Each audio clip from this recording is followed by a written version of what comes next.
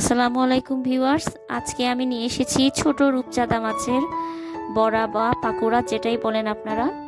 এই জন্য আমি প্রথমে 1 কাপ পরিমাণ ছোট রূপচাঁদা মাছ ব্লেন্ড করে নিয়েছি, কিমা করে নিয়েছি ব্লেন্ড করে।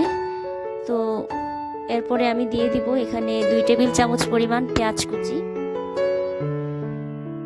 দিয়ে দিচ্ছি 2 টেবিল চামচ পরিমাণ কাঁচামরিচ কুচি, হাফ টেবিল চামচ পরিমাণ হলুদের গুঁড়া,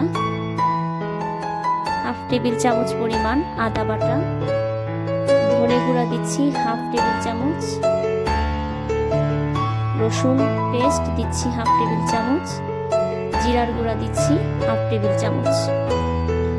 সবশেষে স্বাদ মতো লবণ দিয়ে দিচ্ছি, এটা যার যার স্বাদ অনুযায়ী দিবেন।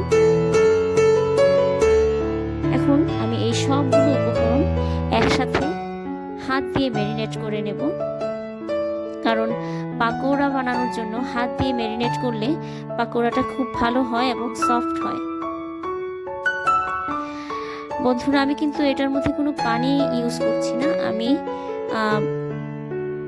সবগুলো পরিমাণ করে দিয়ে আমি পানি ছাড়াই এটা ম্যারিনেট করব। আমার ময়ানটা তৈরি হয়ে গেছে, পাকোড়া বানানোর জন্য আমি প্রস্তুত। আমার চ্যানেলটা যদি ভালো লাগে তাহলে আপনারা অবশ্যই আমার চ্যানেলটা সাবস্ক্রাইব করবেন, লাইক শেয়ার এবং কমেন্ট করবেন। দর্শক, আমি চলে গেলাম চুলায় তেল গরম হয়ে গেছে। আমি এখন পাকোড়ার শেপ দিয়ে ভেজে নিচ্ছি।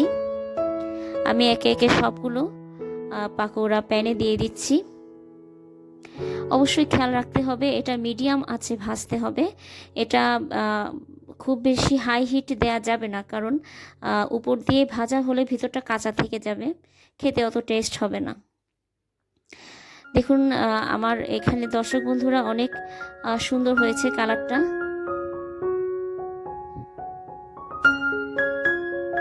আমার রেসিপিটি যদি ভালো লাগে তাহলে অবশ্যই আমার চ্যানেলটি সাবস্ক্রাইব করবেন বন্ধুরা, আর লাইক শেয়ার এবং কমেন্ট করে দিবেন। আসলে এটা আমাদের সিলেট তথা হবিগঞ্জের লোকেরা বেশি খায়, এটা আমাদের এলাকার প্রচলিত একটা রেসিপি, তাই আমি আপনাদের সাথে শেয়ার করলাম।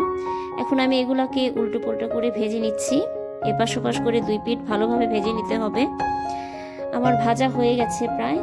এখন আমি একটা সার্ভিং ডিশে এগুলো তুলে নিব। আমি একটা সার্ভিং ডিশ আগে থেকে রেডি করে নিয়েছি, একটু গার্নিশ করে নিয়েছি টমেটো দিয়ে, একটা টমেটোর ফ্লাওয়ার বানিয়েছি দেখতে পাচ্ছেন।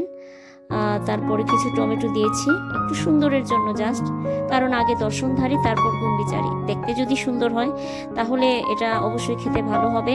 তো আমার রেসিপিটি ভালো লাগলে অবশ্যই লাইক শেয়ার এবং কমেন্ট করবেন, সাবস্ক্রাইব করবেন। তো আমার রেসিপিটি দেখার জন্য সবাইকে ধন্যবাদ। তৈরি হয়ে গেল আমার এই পাকোড়া, দেখুন এগুলো কেমন মুচমুচে হয়েছে। ধন্যবাদ সবাইকে।